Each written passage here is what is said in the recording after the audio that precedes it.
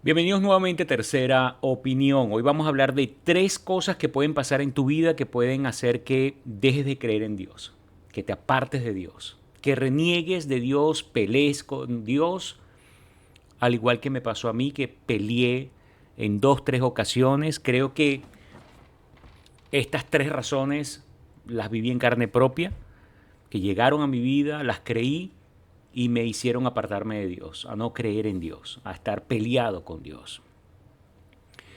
La primera razón es la que se conoce en griego, que es la palabra apistía, y es simplemente la resistencia activa y voluntaria de no creer. Y esto tiene que ver más con el tema intelectual. Si tú eres una persona intelectualmente poco por encima del promedio, eres muy inteligente, lees mucho, intelectualmente en general, puedes llegar a contradecir ciertas cosas que para ti no terminan de convencerte, no tienen como que mucha explicación, no tienen lógica, no tienen esa explicación científica. Esto es una razón que te puede alejar considerablemente de Dios.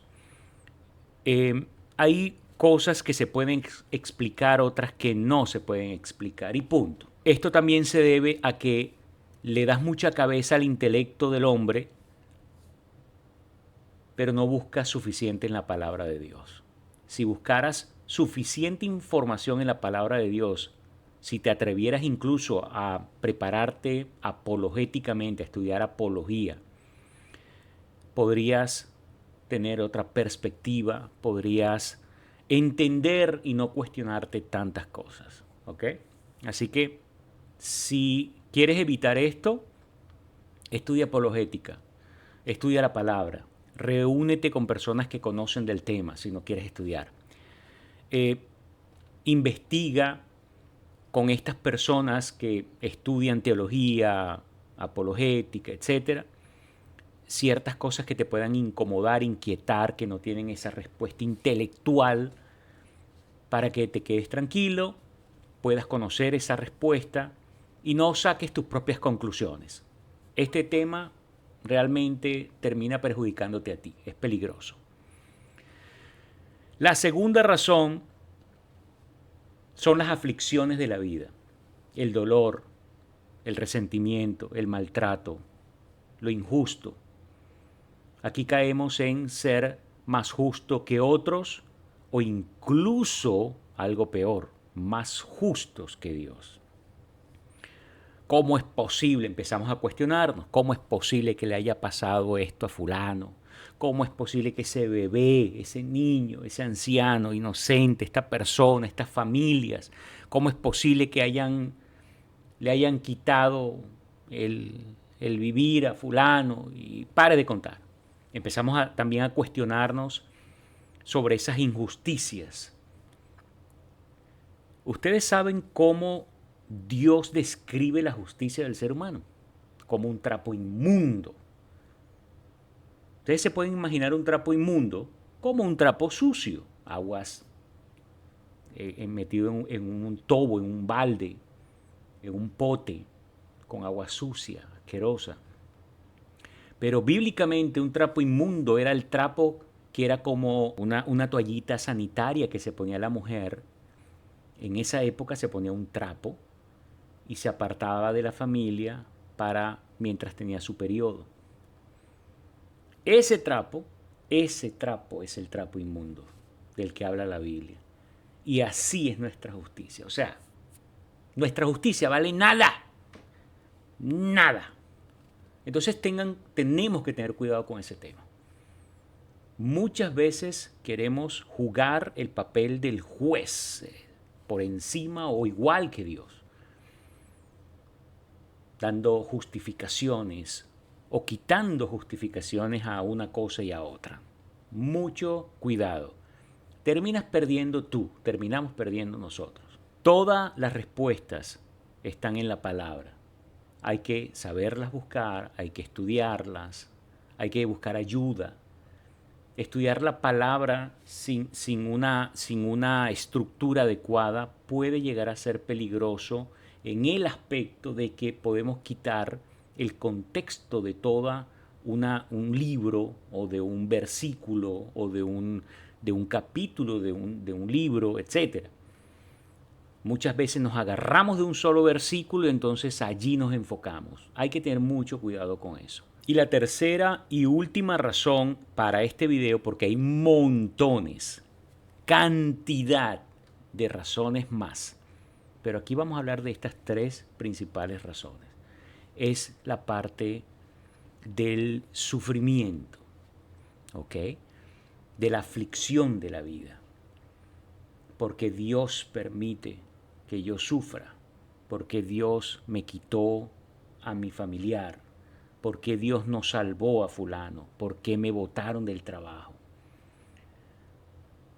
Esto es un grave problema para el creyente, porque lamentablemente ha entendido o le vendieron la idea de que como ya somos cristianos, somos creyentes, vamos a una iglesia, nos congregamos, ayudamos, mira, hacemos de todo, estamos libres del sufrimiento.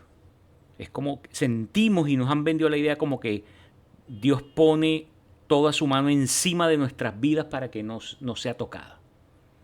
Entonces, no nos va a pasar nada en la vida. Estamos súper protegidos. Y eso es un error.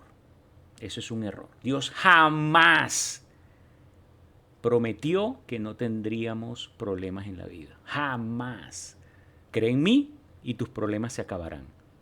Cree en mí y más nunca nada te pasará. Cree en mí, no tendrás enfermedades. Cree en mí y no morirá ningún miembro de tu familia. O sea, es más, si tú crees en mí, ya tu familia es eterna, de una vez, ya, en la tierra. A ver, esto es ciencia ficción. ¿Ok? Quien te vendió esa idea ha visto muchas películas de ciencia ficción. O tampoco entendió. ¿Ok? Hay que tener mucho cuidado con esto. Y a esto se le añade el tema de la manera como tratamos muchas veces a Dios como un amuleto de la buena suerte. En este caso lo llamaríamos declarar. La palabra tiene poder, sí. La palabra tiene poder bajo un contexto muy específico y hay que tener cuidado. Allí tienen un video en mi canal sobre este tema. Hay que tener mucho cuidado. Tú no puedes creer, no es bíblico que tú declares una cosa y creas que eso va a ocurrir. Yo declaro que tal cosa te va a pasar. Yo declaro que tú te recuperas. Yo declaro que no vas a morir. Yo declaro que voy a tener el mejor trabajo. Yo declaro que esto es mío, que esta casa es mía. Y la tocas y dices, yo declaro en el nombre de Jesús. Mucho cuidado. Este es, digamos, que uno de los errores más comunes y que más fácil te llevan al ateísmo, a perderte, a dejar de creer. Porque la pregunta sería, ¿cuántas declaraciones has hecho en tu casa, en tu familia, en tu vida, desde que estás asistiendo a una iglesia y no se cumplen? Porque no se van a cumplir así nada más. La palabra de Dios es muy clara. A la larga se trata de su voluntad. La pregunta correcta sería, Señor, si yo declaro que yo sobre ese trabajo, eso sería tu voluntad. Esa es tu voluntad realmente está allí. Eso es lo que tú quieres. Tú quieres que yo trabaje en esta empresa. Tú quieres que este ser amado siga viviendo. Es tu voluntad salvar la vida de esta persona. Rayos. Es una pregunta fuerte, pero real. Cuando no aceptamos la voluntad de Dios, vamos a tener problemas en todos los aspectos espirituales de nuestra vida, en nuestra vida. Todos. Porque a la larga,